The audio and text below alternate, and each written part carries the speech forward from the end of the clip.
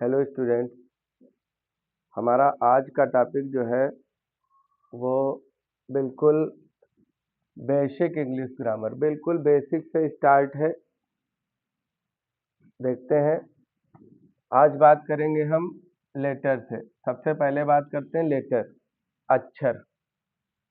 और बच्चों को पढ़ना होता है तो लेटर के बाद वर्ड पे पहुंचते हैं और फिर सीधे सेंटेंस पे आ जाते हैं। बहुत सारी चीज़ें ऐसी हैं जो बीच की हम लोगों को नहीं पता होती हैं, और वो सारी चीज़ें हमारे सब्जेक्ट के लिए बहुत महत्वपूर्ण होती हैं। सबसे पहले बात करें हम अक्षर की। लेटर क्या है? The smallest unit of English language.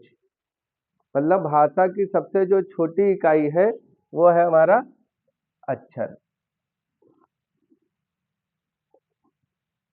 होते कितने प्रकार के हैं? तो अक्षर जब आएंगे तो सबसे पहले देखना हमको अल्फ़ाबेट। अल्फ़ाबेट में 26 लेटर होते हैं। कितने लेटर होते हैं? 26, जिनको दो पार्ट में डिवाइड किया गया, वावेल और कॉन्सोनेंट।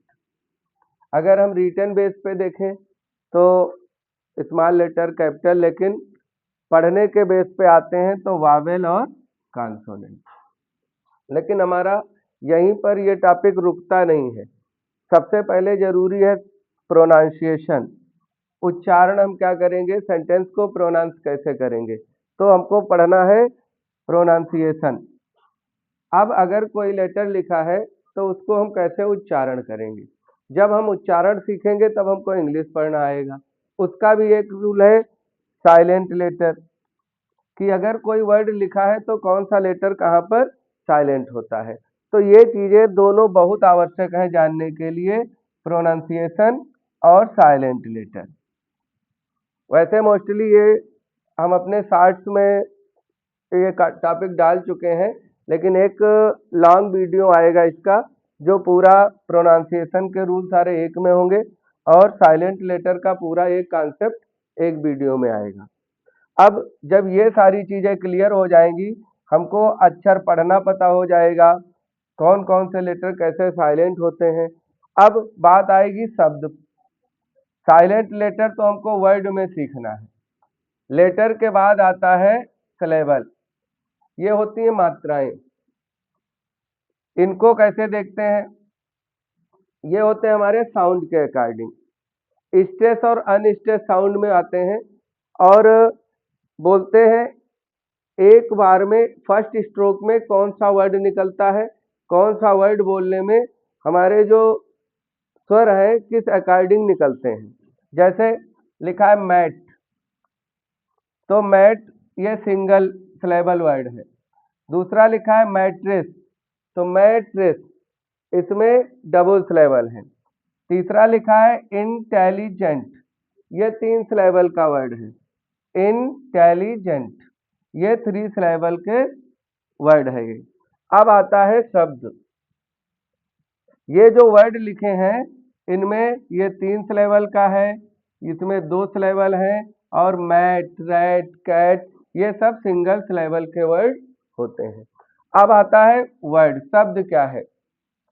तो a meaningful group of letters is called word. मतलब अक्षरों का सार्थक समूह, अक्षरों का ऐसा समूह जिसका कोई अर्थ हो रहा हो, वो होगा वर्ड, शब्द। अब अगर क्वेश्चन कर लिया जाए how many types of word, शब्द कितने प्रकार के होते हैं, तो बच्चों के पास फिर जवाब नहीं रहता। बहुत इजी है। वर्ड क्या होते हैं? जो हमारी पार्ट ऑफ स्पीच जो हम पढ़ते हैं, ये सब हमारे वर्ड्स हैं, टाइप्स ऑफ वर्ड। जैसे noun, pronoun, verb, adverb, adjective, preposition, conjunction, interjection, ये सारे हमारे जो पार्ट ऑफ स्पीच है ये हमारे आते हैं वर्ड में। अब वर्ड के बाद आता है फ्रेज। फ्रेज में कुछ ये वाक्यांश होता है, बस इस वाक्यांश में कोई वर्ब नहीं होती है। जो फ्रेज होता है विदाउट एनी वर्ब, फ्रेज में कोई वर्ब नहीं आती है। फ्रेज कितने प्रकार के होते हैं? फ्रेज होते हैं 3 प्रकार के। अब पहला नाउन फ्रेज, ये नाउन का काम करेगा। एडजेक्टिव फ्रेज, ये एडजेक्टिव का काम करेगा। एडवर्बियल फ्रेज ये हमारा किसका काम करेगा? एडवर्ब का काम करेगा। अब फ्रेज के बाद आता है क्लॉज, ये होते हैं हमारे उपवाक्य। फिर इसके बाद आएगा सेंटेंस। अब क्लॉज होंगे तीन प्रकार के। एक है प्रिंसिपल क्लॉज, ये होता है मुख्य उपवाक्य। ये जो प्रिंसिपल क्लॉज है ये इंडिपेंडेंट क्लॉज होता है, ये स्वतंत्र उपवाक्य। ये अपना अर्थ स्वयं पूर्ण कर लेता है या स्पष्ट करता है, अपने अर्थ को पूर्ण करने में ये समर्थ होता है। दूसरा है सबऑर्डिनेट क्लॉज। सबऑर्डिनेट ये आश्रित उपवाक्य होता है, ये डिपेंड होता है प्रिंसिपल क्लॉज पे। दो क्लॉज मिलकर के एक सेंटेंस बनाते हैं।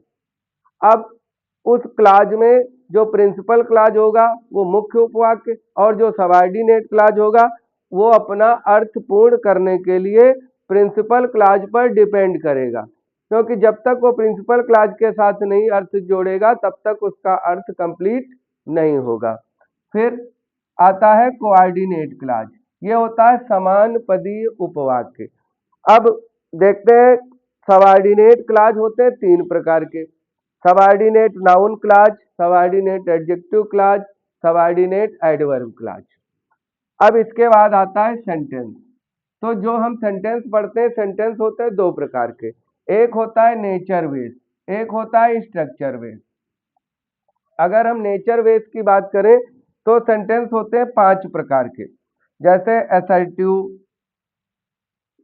इंट्रागेटिव, इंपरेटिव ये आज्ञा प्रार्थना सूचक है, ऑप्टेटिव इच्छा सूचक है, और एक्सक्लामेटरी ये विस्मयादि बोधक होते हैं। ठीक, अब ये जो जितने भी ये सारे जो सेंटेंस हैं ये सारे सेंटेंस सिंपल सेंटेंस में आते हैं। अगर इनकी हम संरचना बेस बात करें, ठीक, स्ट्रक्चर बेस पे बात करें संरचना के आधार पर, तो ये जितने नेचर बेस हैं ये सारे सेंटेंस आएंगे सिंपल में। लेकिन सिंपल सेंटेंस से सारा काम चलने वाला नहीं है।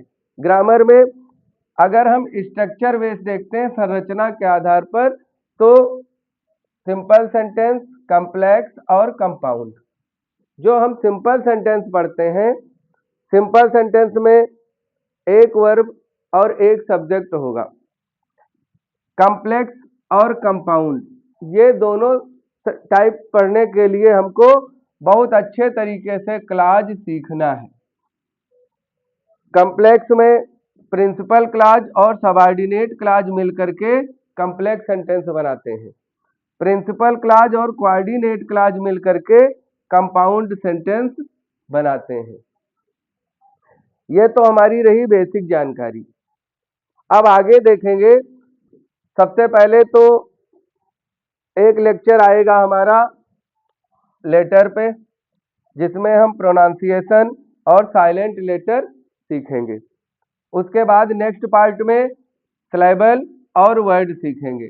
वैसे वर्ड का जो भी हमारे शार्ट्स पड़े हैं, हमारे चैनल पे जो भी शार्ट्स पड़े वीडियो, उनमें पार्ट ऑफ स्पीच हमारा पूरा कवर है, और डिटेल्ड स्टडी के लिए लॉन्ग वीडियो बहुत जल्द ही आएगा।